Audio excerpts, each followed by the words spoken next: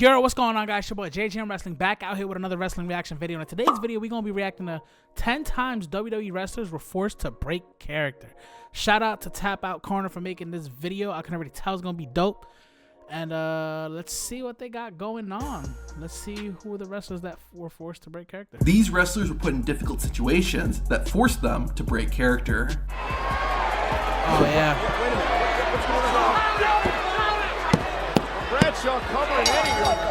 While WWE and the Attitude Era usually got all the credit for pushing the envelope, ECW was the one who really got it started. The Philadelphia-based company featured extreme violence and edgy storylines, and for the most part, the fans ate it up. However, there was one moment that went too far and forced a wrestler to break character. In 1996, Raven and the Sandman were having a personal feud. Raven brainwashed Sandman's son and turned him against his own father. However, the moment that crossed the line happened at an event called High Incident. During the show, Raven and his goons crucified Sandman, putting him on a cross and laying a crown made of barbed wire on his head. The fans became very quiet, as most were upset and uncomfortable with the blatant reference to the crucifixion of Jesus. Even some wrestlers backstage were mad at what had been done. Raven was then ordered to go back out to the ring and apologize, forcing him to break character in the process. Apparently, Todd Gordon and Paul Heyman, by acting without their knowledge, are offended at my use of religious iconography. And apparently I've offended quite a few people in the audience. Well, you people chose to respect Scott Levy's privacy when I needed a personal time. And so I choose to respect your privacy and your religious beliefs. And so for the people who I deeply offended, I apologize.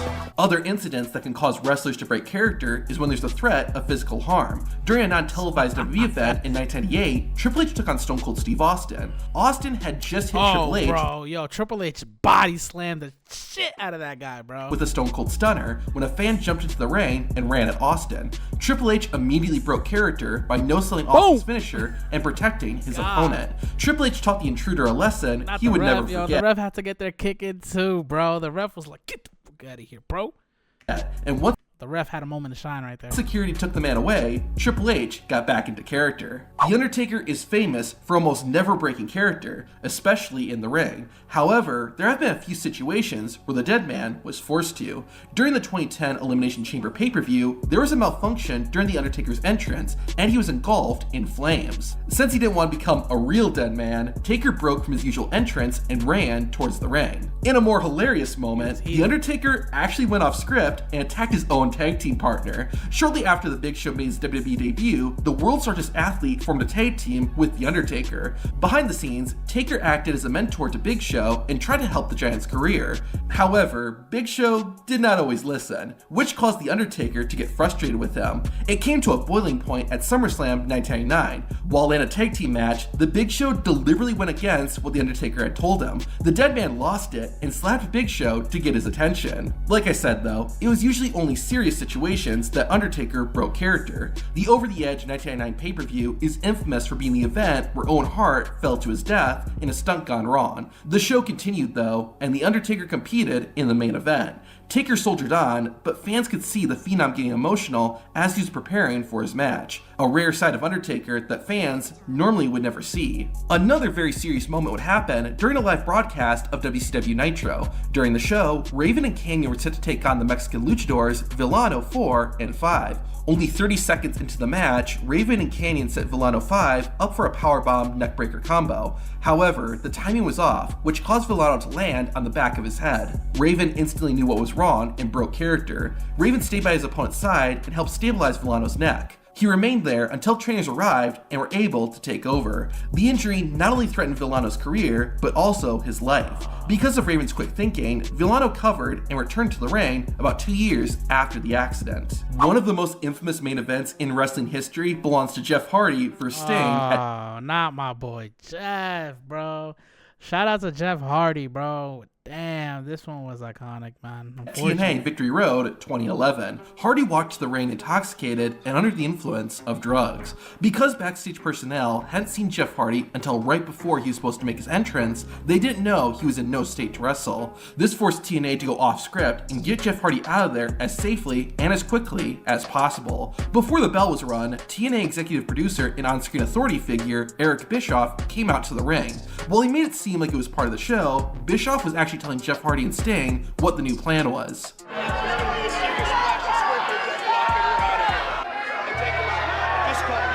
Despite what Bischoff had told him, Jeff Hardy tried to kick out of Sting's cover. Thankfully, it didn't work, and the main event was over in under 2 minutes. One of the worst reasons for wrestlers to break character is when they're getting legitimately mad at each other. That's unfortunately what happened when two female wrestlers, Rachel Ellering and Christy Janes, had a match. It started off sloppy, with some moves looking awkward. As the match wore on though, it appeared that there was tension between Ellering and Janes. Finally, at some point, the two just stopped wrestling and began staring at each other. When Rachel Ellering tried to start wrestling again, Christy Janes no-sold a kick, making things even worse. Even the fans could tell something was wrong.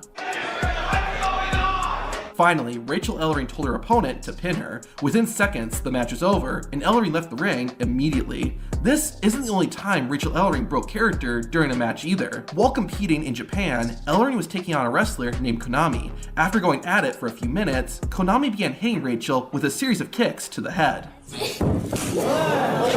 If they look and sound real, that's because they were. Rachel Ellering became enraged and let everyone know it.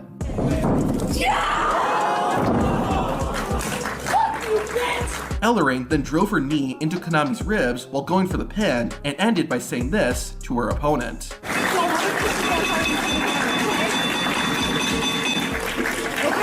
This next wrestler didn't just break character. Hold on, you gotta give her some respect for that, because let somebody try to kick me, bro. Let somebody try to kick me. Like, I'm trying to help you out. You gotta help me out. And now you're gonna disrespect me by kicking me? And you think it's gonna be smooth after that? GG's. Absolutely destroyed it. In 2013, Jack Swagger returned to WWE. He was now accompanied by a manager named Zeb Coulter, and they called themselves Real Americans. They began expressing strong anti-immigration beliefs, and in particular, targeted the Mexican World Heavyweight Champion, Alberto Del Rio. This storyline drew criticism from conservative political commentators, including Glenn Beck. The backlash WWE was getting was so hot that they decided to do this. Hey, Glenn Beck. What you just saw is what we call a promo. It's a scene we record to elicit a positive or negative reaction from our fans. See, we are entertainers. My name is Jake Hager. And I'm Wayne Cowan. We are performers for WWE. Zeb Coulter is the character I play. Jack Swagger is the character Jake plays. Everything we do as our characters is designed to tell stories. Right now, the story we're telling is that Zeb Coulter and Jack Swagger are using the current, relevant, and topical story of immigration to target the WWE World Champion, Alberto Del Rio. Also a character played by my friend, Jose Rodriguez. In our story, we are the antagonist, and Alberto is the protagonist. During the main event of a 2015 episode of Raw, John Cena found himself in a 3-on-1 handicap match against Seth Rollins, The Big Show, and Kane. Triple H was watching ringside, but had a hard time focusing when an 8-year-old boy kept chanting his name. Fitting with his villainous character, Triple H yelled at the boy to stop. This caused the young fan to start crying, so Triple H decided to break character. The King of Canes consoled the 8-year-old and let the child know he wasn't really that mean. The game even invited the young fan backstage and gave Shout out to Triple H for doing that, bro. Yo, imagine, bro, you got a kid crying now and it's your fault because you were just trying to be in character. And you know it can escalate, especially you being the PG company.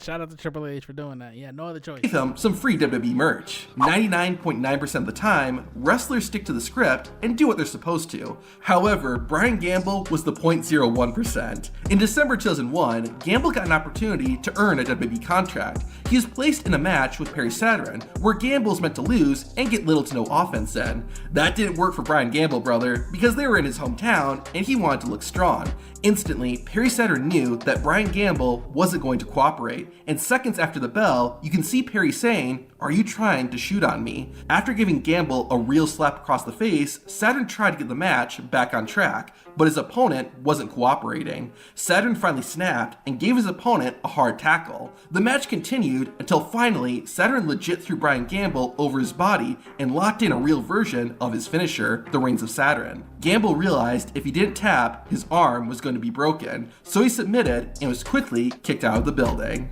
Even when wrestlers do interviews outside of WWE, they still maintain a bit of the illusion. It's very rare to hear a wrestler admit wrestling is scripted, but that's exactly what Edge said. During the Attitude Era, the Radar Superstar was on a talk show when a fan called in saying he felt WWE went too far when The Undertaker cut his wrists on Monday Night Raw. This is what Edge told the fan. If you look at The Undertaker, how is he any different than Darth Vader?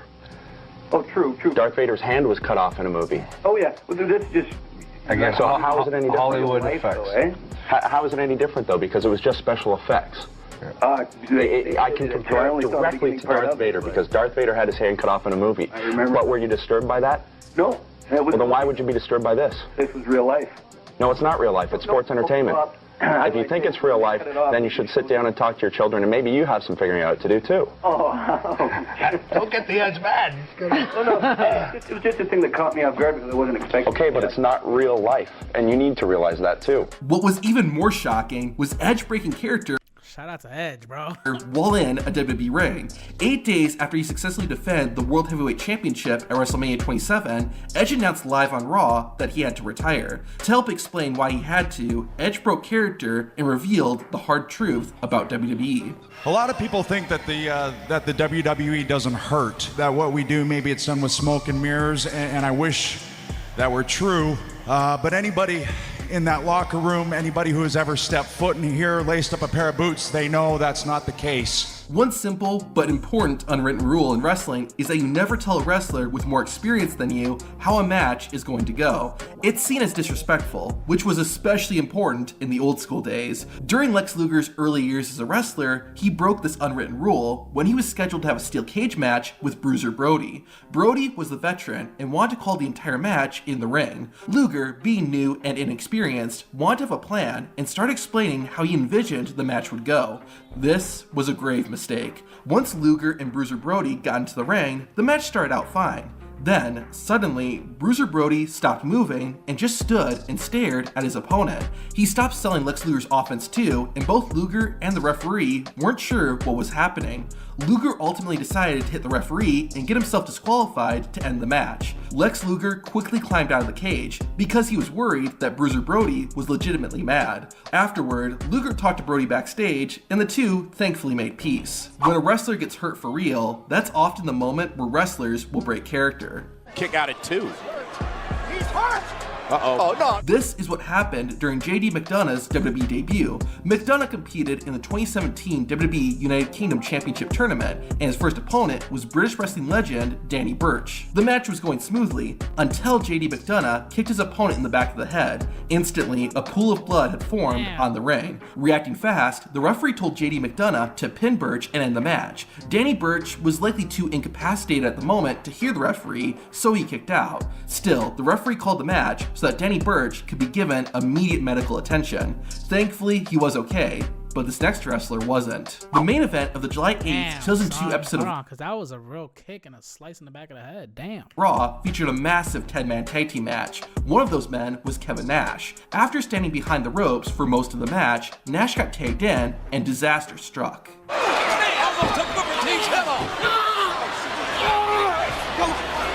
Kevin Nash had torn the quadriceps in his left leg, rendering him unable to move. The wrestlers fled the ring, while Bubba Ray Dudley, one of Nash's opponents, broke character to check on his colleague. Thankfully, after a 9-month recovery, Kevin Nash was able to return to the ring. The greatest moment in WWE history, or at least the greatest OMG moment, is when The Undertaker threw Mankind off Hell in a Cell. The moment was shocking, both for fans and backstage personnel who thought Mankind, or Mick Foley, might have actually died. Several people came out to check on him, including Terry Funk. In real life, Funk and Foley were good friends, which is why Terry wanted to check on Mick. However, in storyline, the two were enemies, so it made no sense why Terry Funk was concerned about Foley. Jim Ross even tried to explain this on commentary. And we all know that Terry Funk and Mankind professionally have not got along, but there's still got to be a bond there. But back to The Undertaker, there was a moment when WWE had gone off the air and the entire locker room tried to get Taker to perform a spin-a-rooney. To see if Undertaker did it, watch the video on screen. If you love binge watching. Ah, man. Shout out to Tap Out Corner for making a dope video. Hold on, let me get out of this. Man, guys, go give it a like already. If you haven't done so already, subscribe to your boy. On the road to 2K subscribers. Yes, sir. We on the way. We almost there. Shout out to those who was watching my last video with my boy. That video got over 5,000 views, which is kind of crazy to this channel. So thank y'all. I appreciate y'all so much. Thank you for the love. Thank you for subscribing. More videos on the way. Other than reaction, definitely more content's going to be on the way, guys. Appreciate y'all for watching.